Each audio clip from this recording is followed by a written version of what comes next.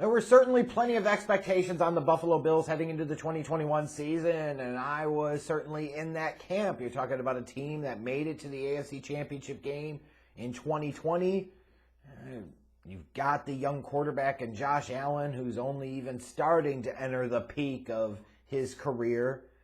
Well, that's the type of team you look at and you say, hey, if you're looking for somebody that could usurp the Kansas City Chiefs in that conference, looking at somebody that could go to the Super Bowl from that conference, not named Kansas City, the Buffalo Bills would be one of those teams that you're targeting because of some of those factors I just said. You already had a really good nucleus, really good core in place.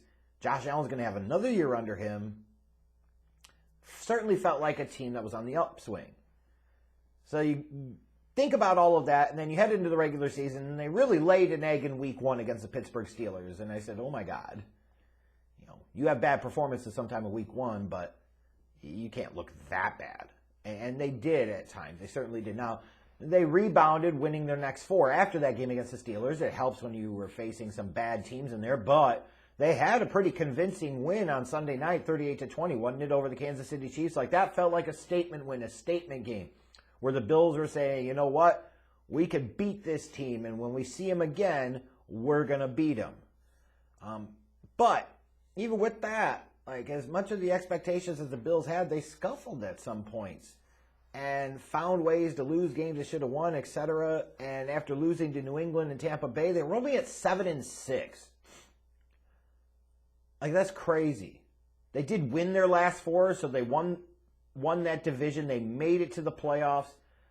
But for a team that statistically, both offensively and defensively, was high end, the fact that they were 7-6 with 4 games to go in the season is striking and surprising. But man, once they got into the playoffs, they trounced the New England Patriots in that wild card round. That felt like a statement of, bitch, we own you. Yeah, you beat us once in the regular season in horrendous conditions, but there's a whole different ball game now. We got Josh Allen, you don't, so eat shit. I mean, that was a statement win by the Bills over the Patriots in the wild card round. But then, of course, you get to the divisional round against the Kansas City Chiefs, and what has certainly got to be a classic all-time game. It absolutely has to be a classic all-time playoff game. And we talk about coin toss and overtime and blah, blah, blah, blah, blah. The bottom line is that Leslie Frazier's defense, which was the top-ranked statistical unit in 2021, when the chips were on the line, they kept fucking face-planting against the Buffalo Bills. When it came down to nitty-gritty time, Josh Allen put this team in a position to win, and that defense gagged it away, let the Chiefs get into field goal position, even force overtime, to where, of course, they ultimately failed to hold up. So that sucks. Because you look at this Bills team, and on the surface, for a lot of reasons, they should have went to the Super Bowl. You have an elite quarterback. You have an offense that finished 7th in yards, 3rd in total points scored. A defense that was 1st in the league in both yards and points allowed. So this was an elite defense and an elite offense. And they couldn't even get back to the AFC Championship game this year. It just points to sometimes how flawed some of the statistical measures can be, because when it comes down to nut-cutting time in some of these serious key games, it comes down to who executes and who executes their strategy better, who plays better. And unfortunately for the Bills, as much as Josh Allen and the Bills office tried to will that team to victory over the Kansas City Chiefs, it was that defense that disappointed, and that defense came up short. And now, of course, because of that performance in the divisional round and in the playoffs, Leslie Frazier is back as the defensive coordinator because nobody was going to touch him. Brian Dabble, the offensive coordinator, is gone. He's taken the head job in New York. And his Bills team is sitting there and thinking to themselves, what do we got to do to be able to get over that hump? As we want to be like the Bengals next year, except get to the Super Bowl and actually win it. Well,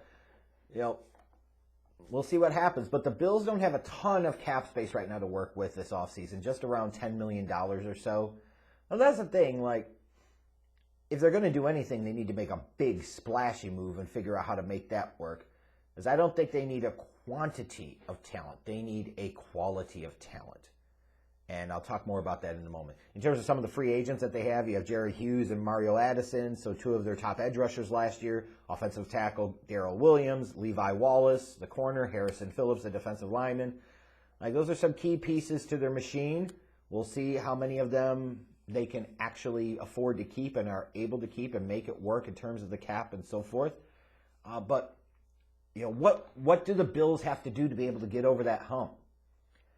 And I look at them offensively, and I say, okay, you've got Stephon Diggs. Dawson Knox really blossomed this past year. So you have a couple of big-time weapons in the passing game. It'd probably be nice to have one more, certainly. It'd be nice if they balanced it out by being able to run the ball a little bit more. Like Josh Allen's your second leading rusher with over 700 yards, kind of skews the numbers a little bit. But maybe you're fine and comfortable with Devin Singletary as your featured back.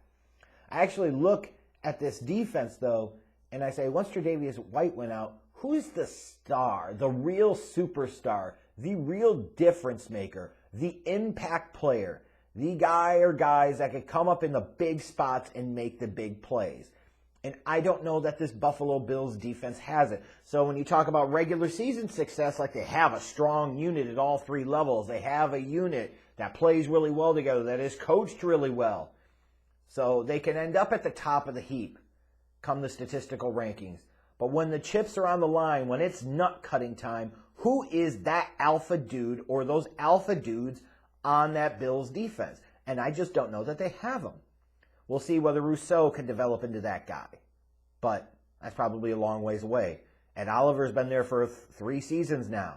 He's a nice player, but he's not that type of alpha. He's just not. Tremaine Edmonds, you still have fans of Buffalo debating whether he's even good or not.